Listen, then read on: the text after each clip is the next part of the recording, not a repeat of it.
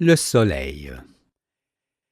L'étude de l'activité de l'aimant a mis en évidence la façon dont les anneaux font naître les satellites et comment certains d'entre eux finiront par devenir étoiles le jour où leur atmosphère explosera.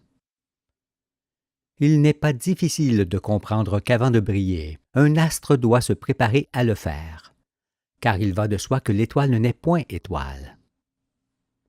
Non, avant l'explosion de son atmosphère, l'astre est une planète et, dès l'explosion, il est une étoile. Mais il s'agit du même aimant qui, d'un état, passe à un autre. Jusqu'à l'explosion atmosphérique, cet aimant s'intégrait et, à partir de cette explosion, il commence à se désintégrer. Cette déflagration, qui est un point obligé par lequel il doit passer, limite sa croissance. Ce qui montre qu'aucune masse du ciel ne peut atteindre une masse supérieure à celle d'une étoile qui s'éclaire. Cette explosion nous fait assister à la naissance d'une étoile nouvelle, à une nova, autour de laquelle se forme progressivement une couronne de vapeur qui passe tour à tour sur chaque planète, avant d'aller enrichir les nuages abondants de la galaxie. La déflagration atmosphérique a aussi pour effet d'attaquer la surface de la masse du noyau. L'explosion s'installe alors dans la continuité, et l'astre brille en permanence. Comment une explosion peut-elle être continue? Il faut tout d'abord comprendre qu'une explosion ne peut être parfaite que s'il y a retour des particules sur le corps qui se désintègrent.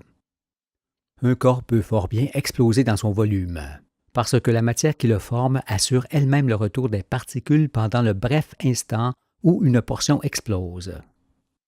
Mais la déflagration est d'autant plus parfaite et durable si le corps qui explose se trouve au sein d'un contenant indestructible, comme l'est la puissante magnétosphère des planétoiles. La formation du mur solaire. Nous savons désormais que le noyau d'un astre est en ferro-nickel et qu'un noyau composé de ce métal ne peut nullement exploser dans sa masse. Pourtant, ce noyau entretient l'explosion qui s'est produite à l'extérieur de celui-ci et au contact de sa masse, à partir de laquelle il se désagrège lentement et de façon fort simple, ainsi que nous allons l'examiner.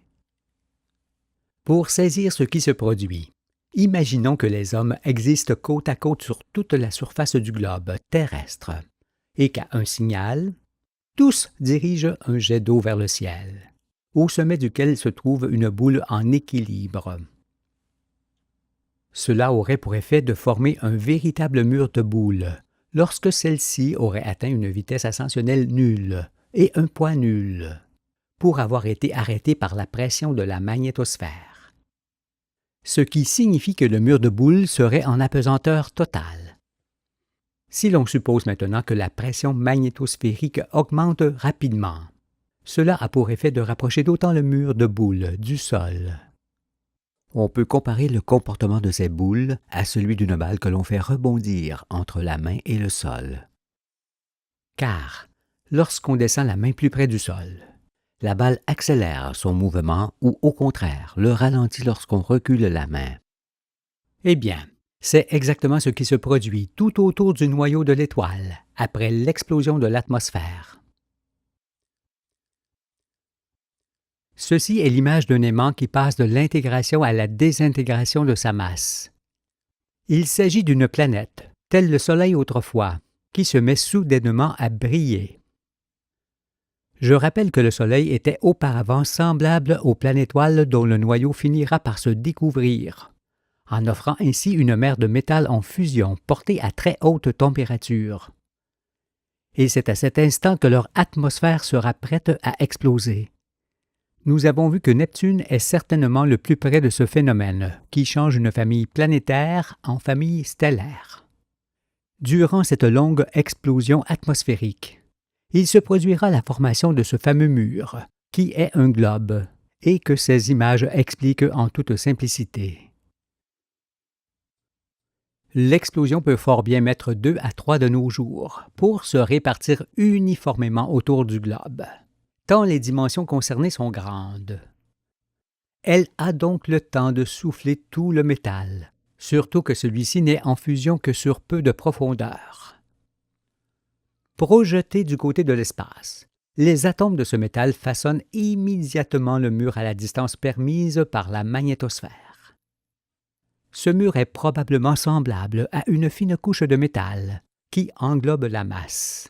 Mais il est forcément indestructible, parce que la magnétosphère qui le contient est elle-même indestructible. L'explosion peut ainsi continuer entre la masse qui se désagrège et le mur qui se reconstitue continuellement. La masse s'use parce que les particules qui la composent sont continuellement arrachées à sa surface par celles qui s'agitent.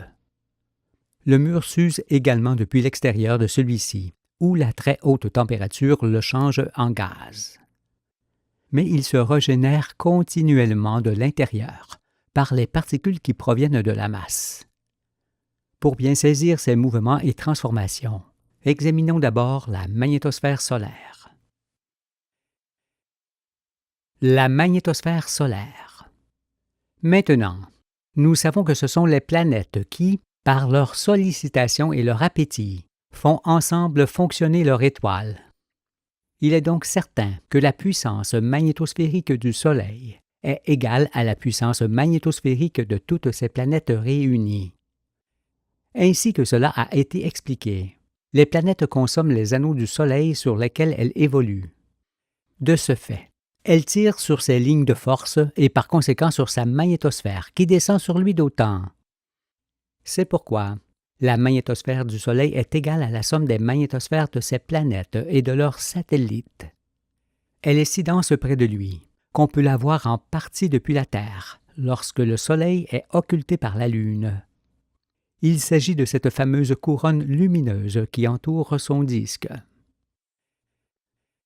Ces trois images montrent que si un changement d'activité intervient dans l'ensemble des masses planétaires, ce changement fait varier d'autant la pression magnétosphérique du Soleil.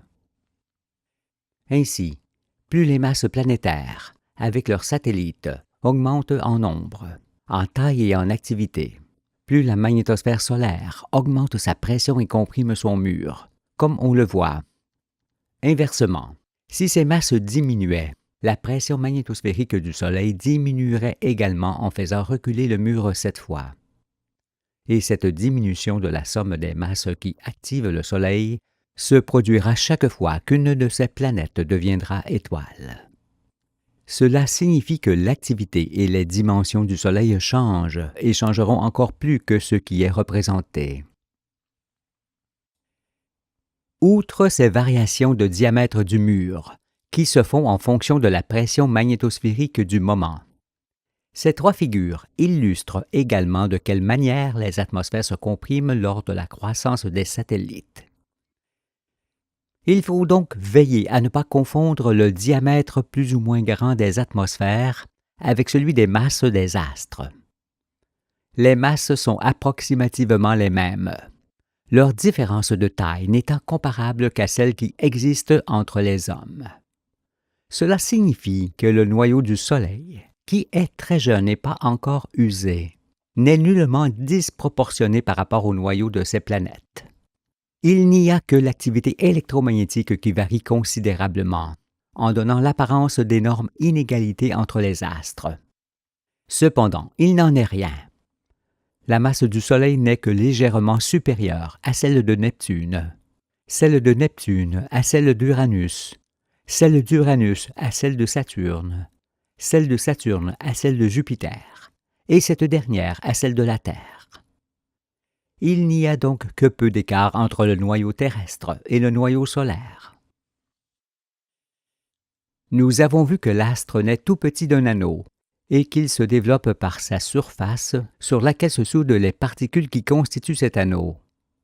Mais lorsque le noyau brille dans le ciel, sa masse s'use et réduit son volume 7 fois. Cette usure se fait toujours par la surface du noyau, qui est continuellement attaquée par l'explosion se produisant entre elle et le mur. Sur le Soleil donc, comme sur toutes les étoiles, s'opère ce que l'on appelle la fission et la fusion. La fission qui est la désintégration des atomes arrachés à la masse, s'exerce entre cette masse et le mur, qui se régénère par ce biais. Quant à la fusion, qui est le changement instantané de l'état d'un corps à un autre état, elle s'exerce à l'extérieur du mur. La masse isolée au centre du globe, du mur, se désagrège alors lentement, en subissant cette activité ininterrompue. La fission solaire. Sur la figure représentant l'explosion atmosphérique, le trajet des particules est représenté par les petites flèches qui partent du cœur de l'explosion, frappent la masse et soufflent le métal en fusion. Les atomes de ce métal forment alors un globe métallique creux sur lequel les particules se heurtent avant de revenir sur la masse, et ainsi de suite. Il s'agit d'une explosion continue qui, comme on l'a dit, arrache d'autres particules au noyau. Ces particules restaurent donc constamment le globe creux, tout en désagrégeant le noyau. Il s'agit de la fission qui s'exerce sur le noyau et non dans le noyau lui-même. Voyez donc le mur, le globe, se soulever dès l'explosion atmosphérique et s'éloigner de la masse centrale jusqu'à la distance permise par la magnétosphère solaire. Ainsi, il apparaît que le mur repousse d'autant et sans l'interrompre toute l'activité électromagnétique qui s'exerçait autour du noyau. Ce qui montre que l'aimant n'est plus le noyau désormais, mais le mur, car le noyau a perdu ses propriétés et est devenu semblable à un gros neutron parfaitement isolé au centre. Son rôle est celui de durer pour maintenir le mur en formation.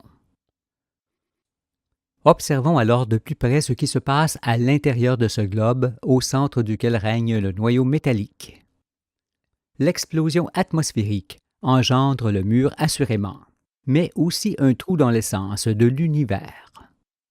En effet, par l'activité des particules qui vont et viennent depuis la surface de la masse jusqu'au mur, l'essence, qui est continuellement ramassée par ces particules agitées, finit par disparaître à l'intérieur du globe.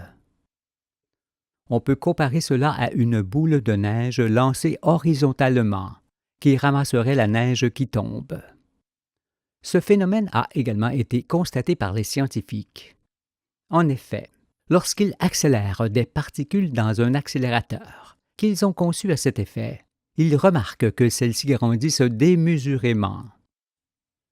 Qu'est-ce donc qui pourrait faire grandir ces particules accélérées dans l'essence, si ce n'est ce qui est montré par l'exemple de la boule de neige? C'est bien, il donne la main au Fils de l'homme. Si donc des particules ramassent ici l'essence de cette façon, c'est aussi qu'ailleurs toutes font la même chose. Il s'avère alors que lorsque l'essence finit par disparaître dans le globe où s'exerce la fission, ce globe creux est comme un trou dans le volume d'essence de l'univers, un trou où cette essence n'existe plus. En raison de cette absence d'essence, et en fonction de la dureté du noyau et du mur soumis à des pressions gigantesques, il apparaît que les particules arrachées voyagent quasiment sans délai d'un point à l'autre. Les trajets des particules sont ainsi comparables à des étais rigides placés entre la masse et le mur. Ceci est pour montrer qu'il n'y a aucune souplesse dans ce fonctionnement d'ensemble, qui est comme un bloc unique, ne pouvant avoir que la dureté de masse d'une particule pour comparaison. Lorsque nous aurons étudié les ondes, il apparaîtra alors que dans ce globe, dépourvu d'essence, il ne peut plus y avoir de vibration de cette essence, c'est-à-dire de chaleur, de lumière et de bruit, ce qui signifie que le froid extrême, comme on ne peut l'imaginer, est atteint au cœur de l'étoile. La chaleur s'entend par la plus ou moins grande présence de forces vibratoires, d'ondes, et le froid par leur plus ou moins grande absence. Ici, c'est leur absence totale. C'est pourquoi je dis que le froid extrême ne peut exister qu'au cœur des étoiles. Ce qui n'est point paradoxal toutefois, parce que la chaleur extrême existe pareillement à l'extérieur du mur, comme nous allons le voir. Mais il s'agit de la température absolue, achevée, parce que le froid et la chaleur extrême se rejoignent de part et d'autre du mur de fort petite épaisseur. On comprend également que la formation de ce trou dans l'univers fait supporter à la masse l'énorme pression exercée par l'essence de l'espace. La dureté de la masse du Soleil est donc semblable à celle d'un neutron, d'autant que cette masse se trouve dans le froid extrême qui n'existe pas ailleurs et qui contracte la matière au-delà de ce que l'on peut imaginer. Seul l'esprit peut entreapercevoir ce que sont la consistance et l'aspect de la masse soumise à ces conditions extrêmes, ne pouvant appartenir qu'aux étoiles. Mais arrêtons-nous là dans ces considérations, car seule la particule, qui est un bloc intégral et indivisible composé d'essence, peut nous servir de comparaison. Nous ne pouvons donc en dire davantage sur la masse des étoiles. Il faut seulement retenir qu'à l'intérieur du mur solaire, le froid, le silence, l'obscurité, la dureté, la pression, la vitesse, la densité et l'isolement sont extrêmes. Ils ne peuvent être dépassés ailleurs, où que l'on soit dans l'univers. Bien qu'il me plaise d'enseigner le Soleil, cela me fait frémir tant les puissances concernées sont immenses. Vous m'écoutez, mais moi j'assiste à ce qui se passe dans ce globe où règne la masse, et cela me remplit de grande émotion. Je vous le dis, quand la science de l'Éternel aura sur vous l'effet qu'elle a eu sur le Fils de l'homme, Dieu pourra se reposer, car plus aucune de ces merveilleuses œuvres n'échappera au regard de ses enfants, qui en sont les héritiers. Comprenons par ailleurs que par l'absence totale d'ondes et par l'immense pression magnétosphérique qui s'exerce sur le mur et la masse, la dureté de cette dernière rend l'étoile tout à fait fiable et durable, parce qu'il ne peut rien lui arriver d'autre que ce qui se produit. Je dis qu'aucune étoile, petite ou grande, ne peut exploser davantage ni plus vite qu'elle ne le fait. C'est pourquoi le Soleil demeurera ainsi et dans une activité variable jusqu'à ce que son noyau soit entièrement consommé, comme il le sera au terme de son chemin qui le conduit au centre de la galaxie, où il s'éteindra. En effet, on comprend mieux ici que lorsqu'il n'y aura plus la masse au centre qui lui donne forme et existence, son mur immense s'effondrera. Quand cela se produira, c'est aussi toute la magnétosphère qui disparaîtra, en occasionnant un grand vide magnétosphérique qui se comblera aussitôt par les magnétosphères des étoiles environnantes. C'est ce phénomène qui rapproche les étoiles et provoque l'aspiration des branches de la galaxie, en la faisant ainsi tourner sur elle-même. La fusion solaire. Pour se représenter maintenant la fusion qui s'exerce à l'extérieur du mur, il faut d'abord faire la différence entre brûler et exploser. Pour cela, imaginons que l'on enferme une galaxie entière dans un contenant solide, de telle sorte qu'elle le remplisse.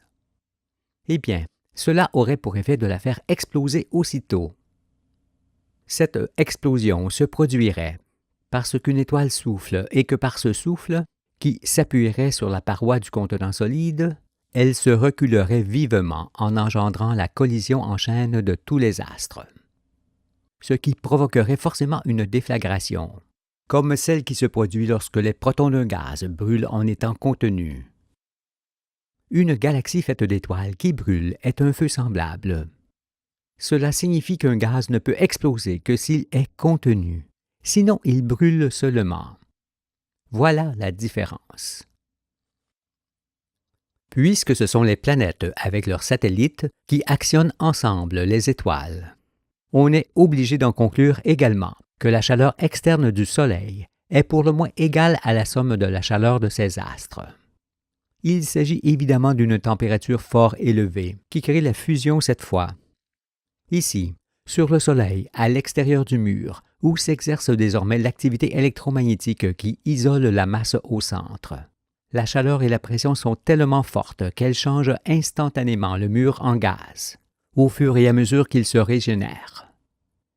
Il s'agit d'un formidable phénomène de source, produit en abondance par le mur, les gaz combustibles explosent ou brûlent en haute altitude, comme s'ils jaillissaient d'un conduit et s'élevaient en forme de tornade.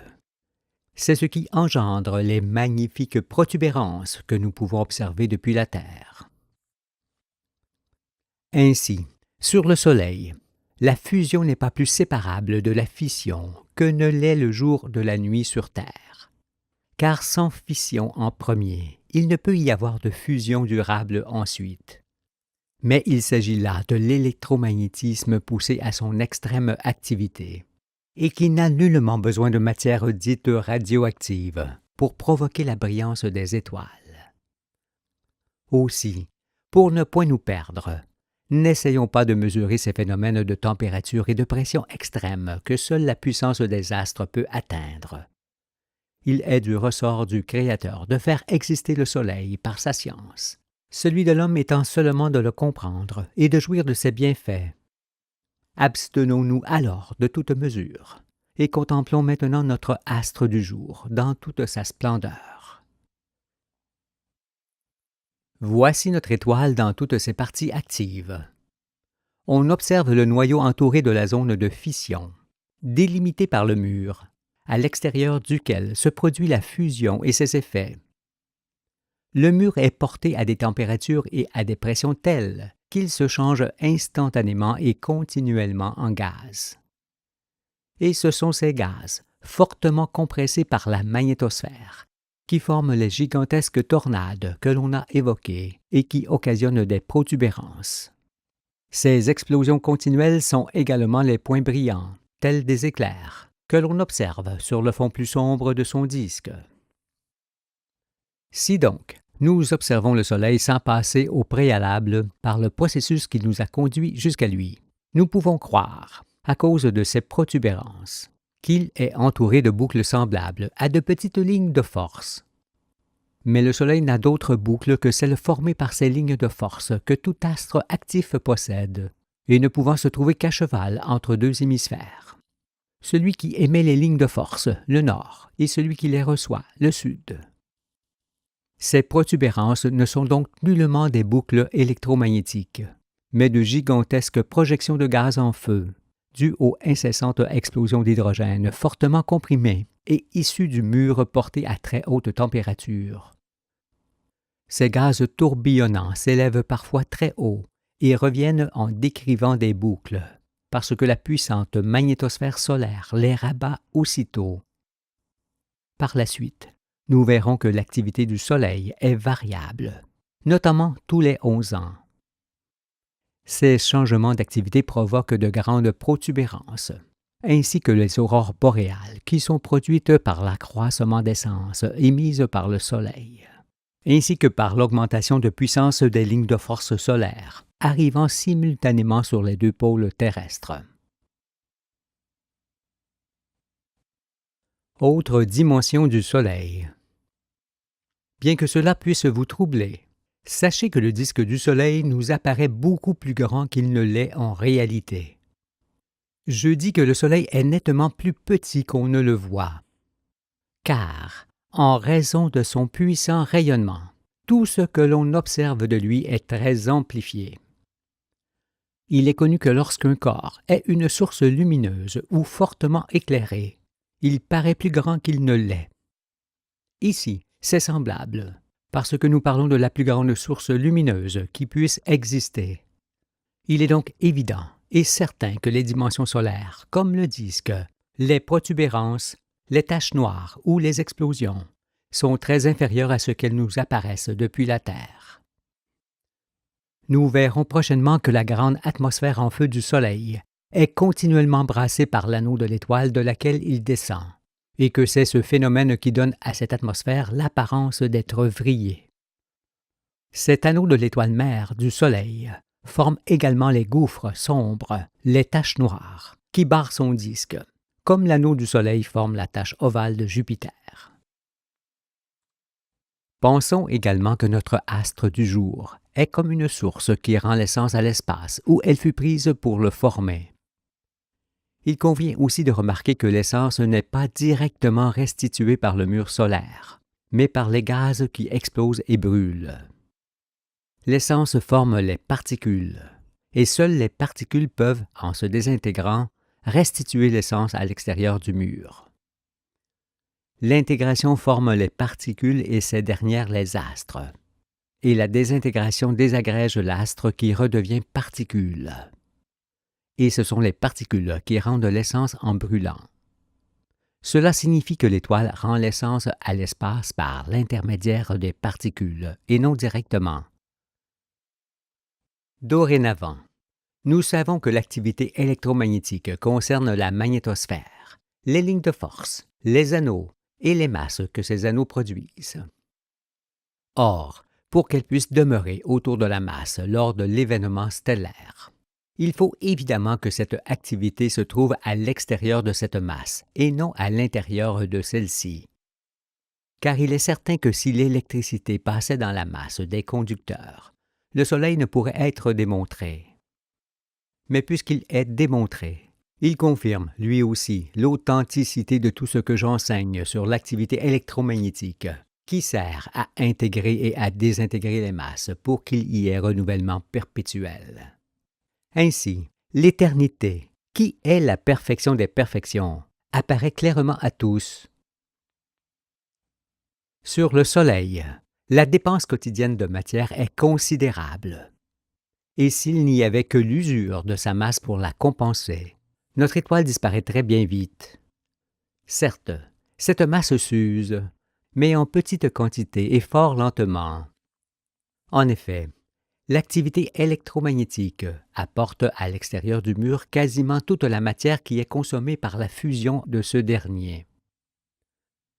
La durée de vie du Soleil sera donc très longue. Un homme met 9 mois pour venir au monde et vit ensuite 100 fois plus longtemps, c'est-à-dire 900 mois en moyenne, soit 75 ans. Pareillement, il faut un certain temps pour former un Soleil, et ce Soleil dure également le centuple du temps qu'il fallut pour le former. C'est pourquoi je dis que la durée de vie du Soleil sera fort longue. Elle sera de 100 myriades d'années. Tel en est le nombre juste que j'ai entendu et qui correspond à la durée de vie des âmes. Cette image nouvelle du Soleil est bouleversante, parce que c'est la première fois que le regard de l'homme pénètre jusqu'au cœur de notre étoile et dans sa réalité. Devant une telle perfection, je suis rempli de grande émotion. En vérité, j'entends aussi ses bruits, j'assiste à ses mouvements, j'entre dans sa gloire, car tout ce que j'explique est une succession de faits pouvant être soumis à observation et vérifiés. Dieu me fait percevoir son univers merveilleux, depuis l'imperceptible lointain jusqu'au centre de mon âme, afin que ses œuvres ne m'échappent et que je puisse les enseigner. C'est pourquoi je vais d'émerveillement en stupéfaction qui me font constamment respirer l'émoi. Le Père m'a orienté sur le chemin qui conduit à l'existence du Soleil, en me montrant qu'il était l'aboutissement d'un long processus électromagnétique. C'est pourquoi sur le chemin de la vérité où je vous emmène, il n'y a point de lacune ni de porte fermée qui obstrue le passage. Avec le témoignage d'un simple aimant fait de main d'homme, on a démontré Jupiter et ses satellites, ainsi que la façon dont il sera amené à briller le moment venu.